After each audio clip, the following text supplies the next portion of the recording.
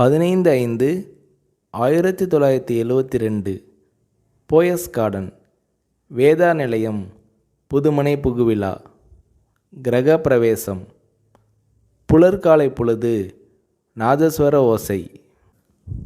தென்னிந்திய திரையுலகின் பட தயாரிப்பாளர்கள், இயக்குனர்கள், கலைஞர்கள், கதை வசனகர்த்தாக்கள், திரைப்பட பத்திரிகையாளர்கள் என திருவிழா போல பெருந்திரள்.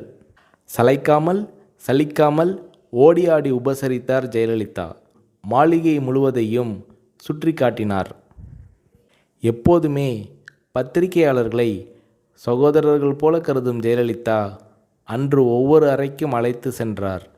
இந்த மாளிகையின் ஒவ்வொரு செங்கல் செங்கலாக அணு அணுவாக பார்த்து கட்டியவர் என் அம்மா.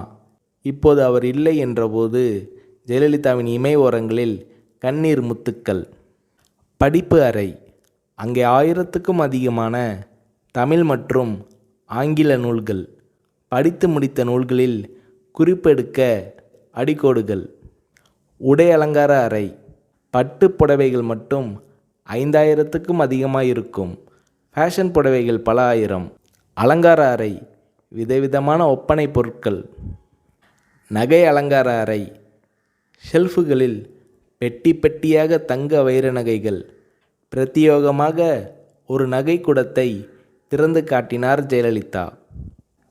ஒரு பெட்டிக்குள்ளிருந்து சில நகைகளை கையில் எடுத்தார். ஒளி வெள்ளத்தில் மின்னல் கீற்றுகள். இவை மைசூர் மகாராஜா என் முன்னோருக்கு கொடுத்தவை என்றார் ஜெயலலிதா.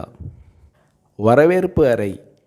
வெற்றி படங்களின் கேடயங்களும் பதக்கங்களும், அப்பா அம்மா படங்களும், ஜெயலலிதாவின் குழந்தை பருவ நடன அரங்கேற்ற படங்களும் வரவேற்பு அறையை ஒட்டினாற்போல் மிதியடிகளுக்கென்றே சிறப்பு அமைப்பு.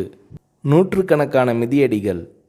வீட்டுக்கு வேதா நிலையம் என்று பெயர் வைத்திருக்கிறீர்களே என்று இளம் பத்திரிகையாளர் ஒருவர் கேட்டார். அதற்கு ஜெயலலிதா அவர்கள், அம்மா சந்தியாவுக்கு அவங்க அம்மா அப்பா வைத்த பெயர் வேதா என்றார் ஜெயலலிதா.